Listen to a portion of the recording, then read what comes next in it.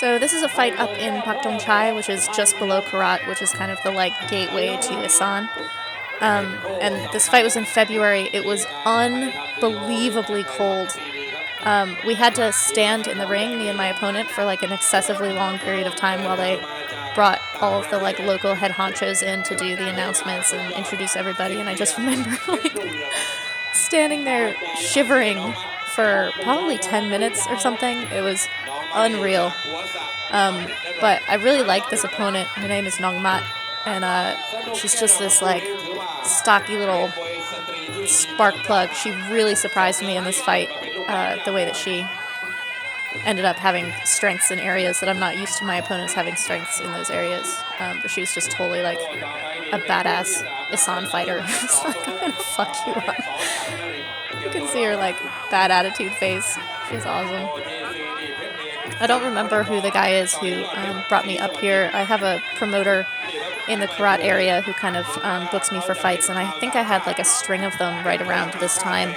So I would go up there with no corner and basically just have to ask someone at the ring to like help me. And so this guy said that he would be in my corner, but as an adult male, he didn't actually do anything. So he had to like go grab some little kids to do all of the like grunt work of actually putting water on me and giving me my massage beforehand and stuff. So this was very last minute in terms of like finding who was going to be helping me in my corner, and getting ready for the fight was like minutes before I got in there. You can see we're at a temple. If you look like right above that middle rope, you can see the top of the temple there. I'd actually fought here once before and forgotten that I'd been at this Wat before. I recognize this announcer's voice as well. I think he's been an announcer at many, many of my fights. So here's the guy who I picked out of the crowd to help me. He was very excited to help me, but didn't actually do anything other than this in the corner, which is typical in terms of like hierarchies. The little kids do most of the jumping in the ring work.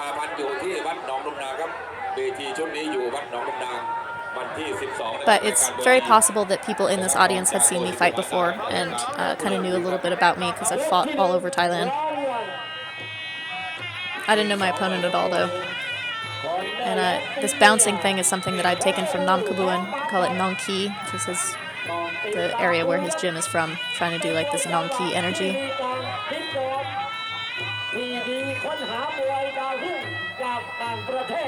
So she's basically just kind of like seeing what I'm doing, making her first round calls and what she's going to deal with and what she's not.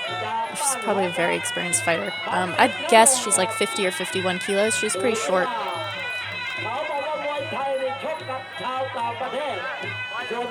But here I'm just trying to like work on my quote-unquote outside striking, which still needs to be pretty close range for me. I'm not a super long fighter.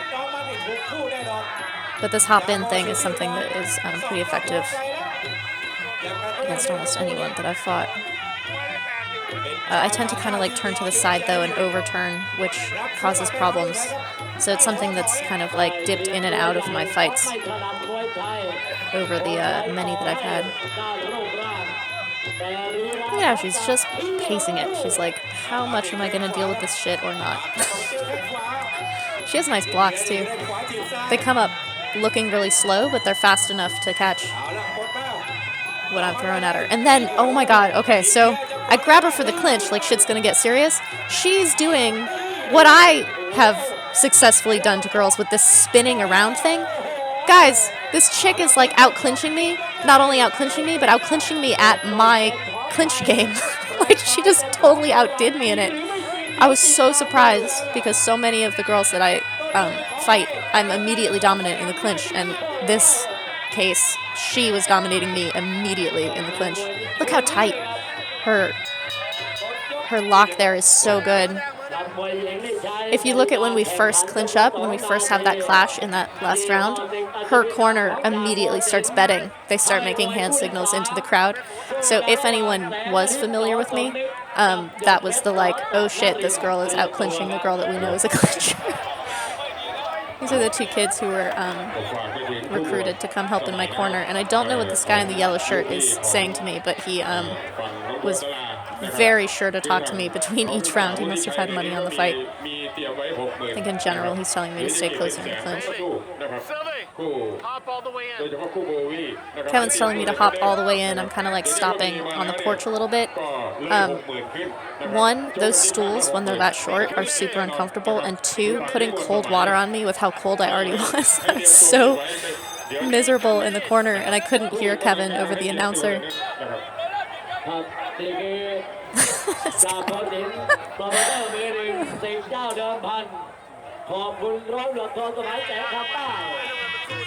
Back to it. Kevin always says he knows that I'm really in the fight when I take a step forward immediately on the start of the round.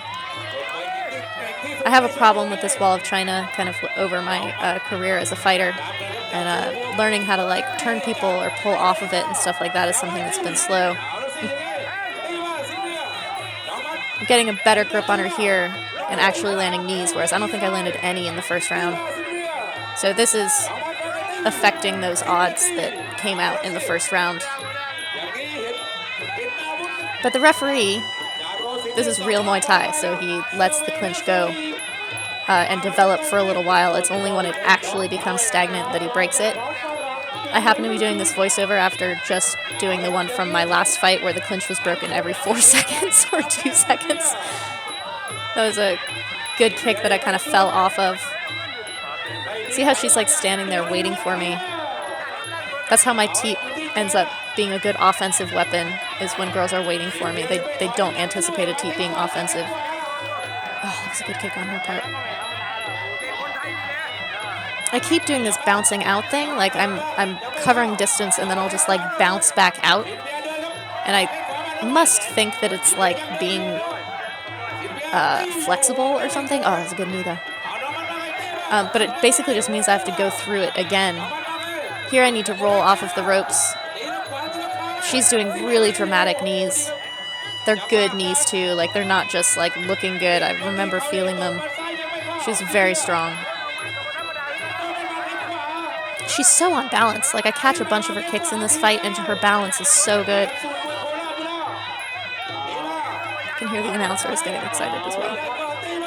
So here I'm kind of overturned, so my problem is getting my right arm in. She's locking me out. So the end of that round, not fantastic, but definitely a change from the first round where she basically convinced everyone that she was going to walk away with this fight. So Kevin's yelling at me that I'm doing this in-out thing and to stop kind of doing this like bounce out thing that I'm doing.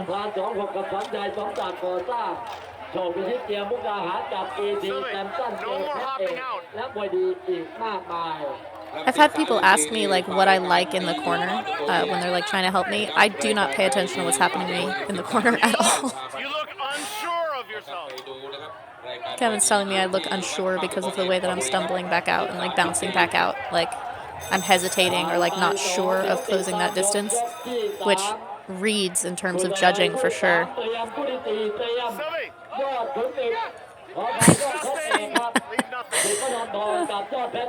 I actually can't hear Kevin, and it's the same as when I'm ignoring him, so he doesn't know that I can't hear him. So he's like, Sylvie! But again, coming in on the start of the round is good. Trying to close in that distance more and not bounce out. Still, so you can see how I'm like trying to step back and like catching myself. Oh, her turn on that is so tight.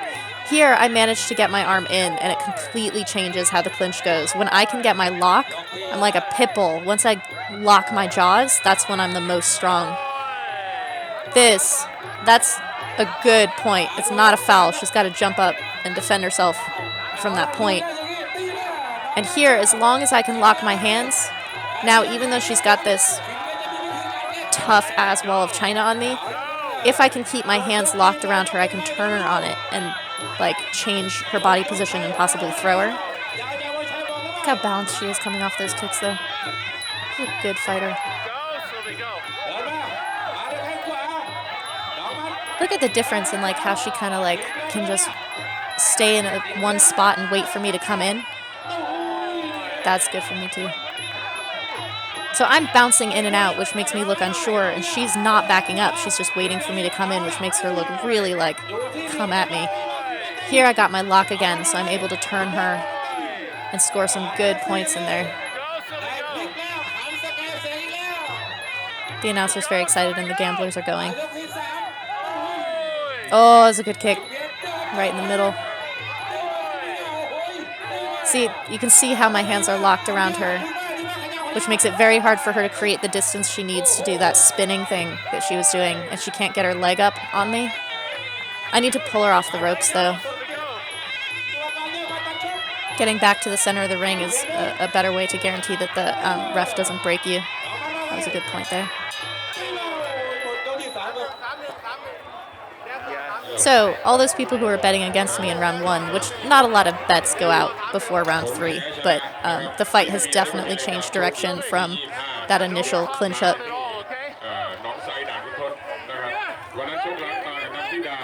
This guy is like, fucking stay in, you crazy frog. I don't know what he's saying to me, but he's very, very sure.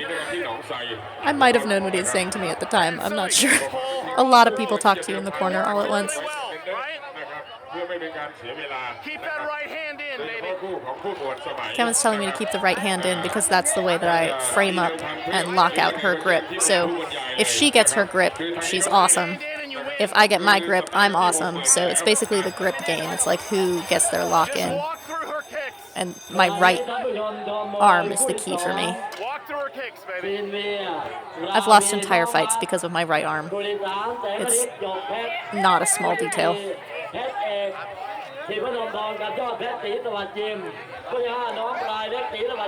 we go, in.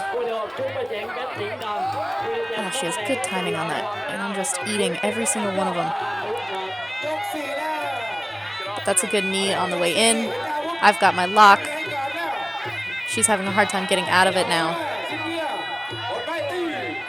I need to yank her off the ropes or turn her off the ropes here, which I'm trying to do. You can see the bounce a little bit as I'm trying to move her, and now we're off the ropes, so he's not going to break it. See how the ref like lets something happen? Like lets it develop? It's great. Her teep is getting a little bit short. Her distance waiting for me to come in is getting messed up a bit. I need to get off the ropes myself here, like just roll out.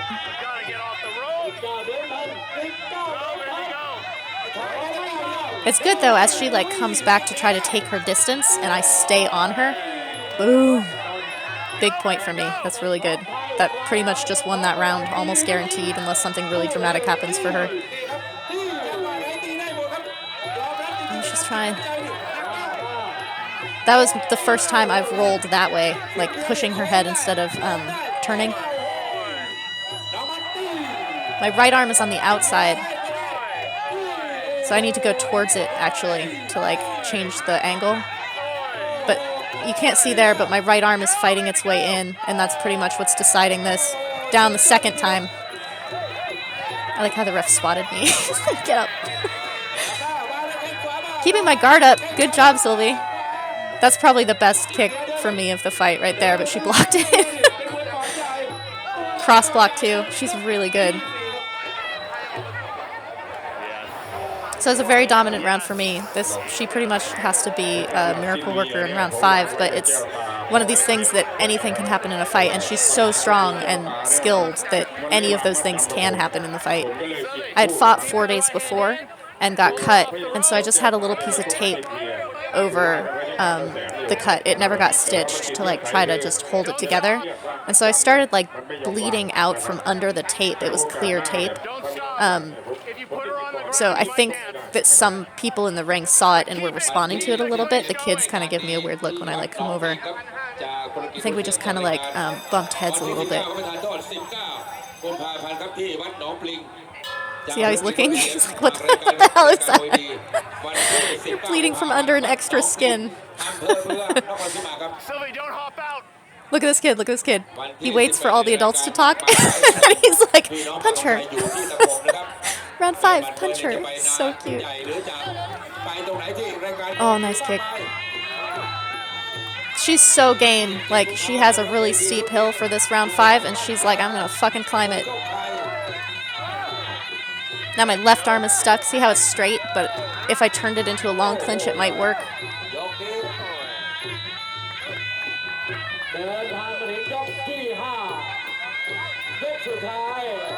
So I pretty much just have to, like, weather her a little bit and, like, keep showing that I have stamina. I don't have a lot that I have to do in this round.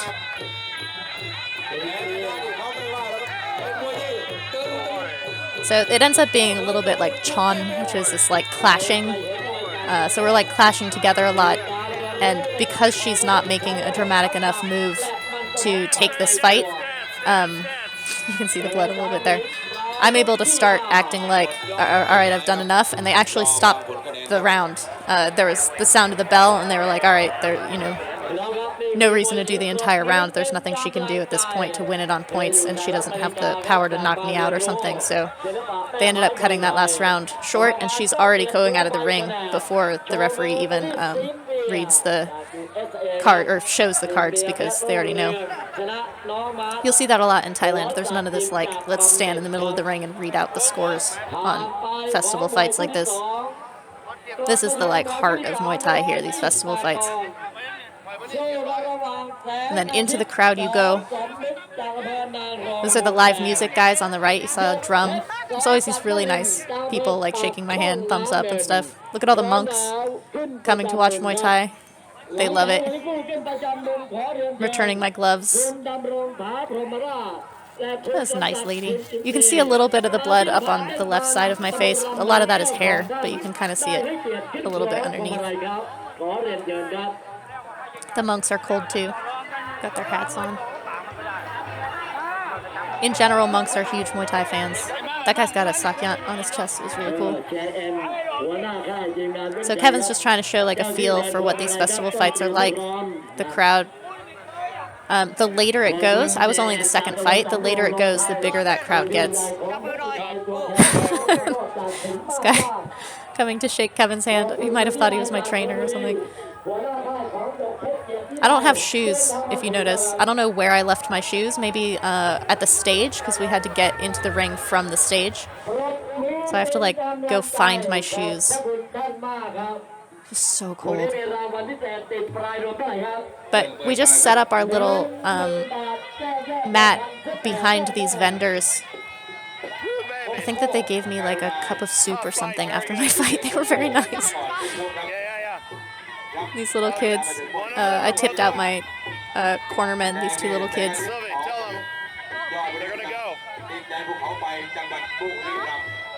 I had to hurry to tip them because they would have just disappeared back into the crowd, and I never would have had the chance. I never would have found them. They don't expect anything. I've actually had corners who refuse to let me tip them. Oh, here, they're giving me a bowl of something. And I'm like, no, such a jerk. Just take it. I'm such an ass.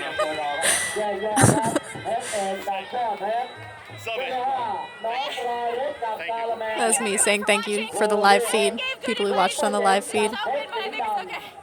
I was saying that I think my head is open, but it's alright. It's my corner. That guy was yelling at me the whole time, and he's like, you didn't do anything I said.